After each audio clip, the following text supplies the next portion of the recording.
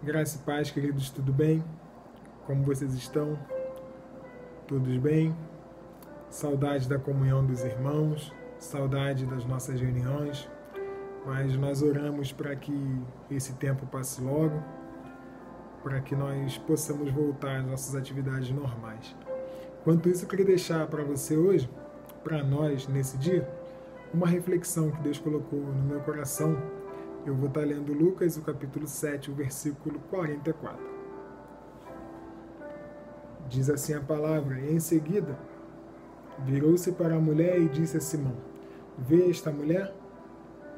Entrei em sua casa, mas você não me deu água para lavar os pés. Ela, porém, molhou os meus pés com suas lágrimas e os enxugou com seus cabelos. Você não me saudou com um beijo, mas essa mulher, desde que entrei aqui, não parou de beijar os meus pés. Você não ungiu a minha cabeça com óleo, mas ela derramou perfume nos meus pés. Portanto, eu lhe digo, os muitos pecados dela lhe foram perdoados, pois ela amou muito. Mas aquele a quem pouco foi perdoado, pouco ama. Então Jesus disse a ela: seus pecados estão perdoados. Os outros convidados começaram a perguntar: quem é esse que até perdoa pecados? E Jesus disse à mulher: sua fé a salvou, vá em paz. Bom, se trata de um texto bem conhecido para nós, um texto em que nós já estamos acostumados a ouvir, já preguei inclusive uma vez nesse texto, mas Deus continua a falar ao nosso coração hoje, nesses dias, acerca desse texto, acerca dessa mulher que salta, que destoa da história.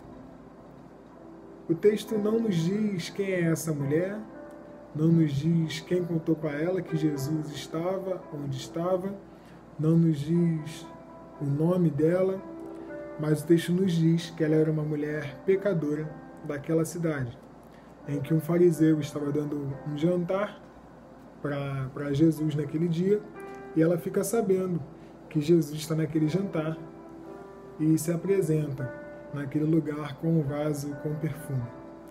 Ela se põe atrás de Jesus, em prantos e chorando, suas lágrimas caem nos pés de Jesus, ela enxuga com seus cabelos, beija os pés de Jesus e, após isso, ela derrama ali o seu perfume.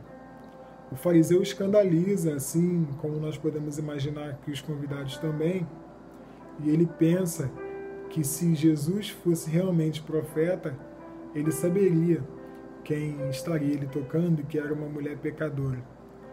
A intenção, a atitude que o fariseu esperava de Jesus era um afastamento daquela mulher.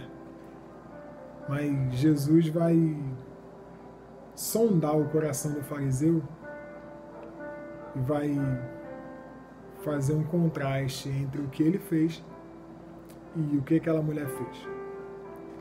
Porque apesar de Jesus ter sido convidado para aquele jantar, parece que ele não foi. Parece que aquele jantar não foi preparado para que a pessoa de Jesus estivesse ali. Porque Jesus vai dizer no texto que nós lemos, em que ele chegou e não recebeu água para lavar os pés, o fariseu não o saudou com um beijo, não ungiu a cabeça dele com óleo. E essa mulher fez tudo isso com uma maior extravagância. O que nos leva a pensar em que Jesus chegou naquele lugar, mas ninguém percebeu. Ou melhor, ninguém percebeu ou ninguém sabia quem ele era. Porque a primeira atitude do fariseu é indagar se Jesus é realmente quem ele diz que é ou quem ele pensa que é.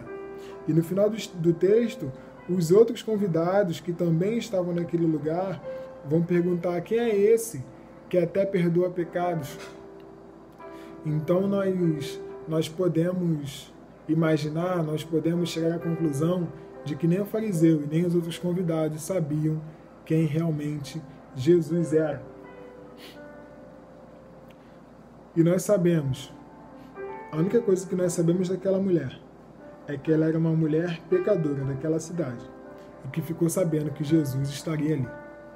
Nós sabemos também que o Evangelho de João, o capítulo 6, versículo 44, Jesus vai dizer que ninguém pode vir a mim se o Pai não o atrair.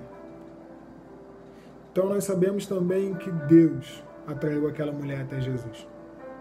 Ou que ela teve uma experiência parecida com a que Pedro teve em Mateus capítulo 16, quando Jesus vai indagar aquelas pessoas, os discípulos, acerca do que as pessoas estão dizendo, quem ele é, o que as pessoas estão falando acerca dele, e depois ele pergunta para os discípulos: e vocês? Quem vocês dizem que eu sou? E Pedro diz: tu és o Cristo, o Filho do Deus vivo. E ele diz: bem-aventurado é você, Simão, filho de Jonas, porque não foi carne nem sangue que te revelou, mas o meu Pai que está nos céus. Então, eu posso entender, e eu chego a essa conclusão de que aquela mulher entendeu quem Jesus era a partir de uma revelação do que o próprio Deus deu a ela. Ela chegou até Jesus porque Deus a atraiu. Deus abriu os olhos daquela mulher. E eu vejo que é importante. O que Deus colocou no meu coração nessa noite é bem simples e é isso. É importante nós reconhecermos Jesus nesse tempo na mesa, nas nossas casas, nos nossos lares. Jesus está à mesa. E o que nós temos feito com a sua presença? Será que a nossa atitude é a atitude do fariseu? Será que nós temos negligenciado a presença de Jesus dentro dos nossos lares nesse tempo? Se nós temos feito isso, é importante nós reconhecermos esse lugar onde nós estamos falhando, voltar atrás, dar um passo atrás e termos a atitude dessa mulher.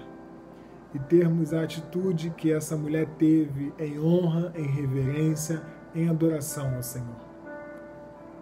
Eu quero convidar você nesse dia a reunir-se com a sua família, a reunir ao redor da mesa, ao redor da palavra, ao redor da pessoa de Jesus e adorá-lo. Que isso vire uma rotina dentro das nossas casas. Que isso não se perca ao voltarmos às nossas atividades normais. Que essa experiência em que Jesus está na nossa mesa, na nossa casa, essa realidade seja verdade na minha e na sua vida nesse tempo. Jesus não precisa que muitas pessoas o percebam.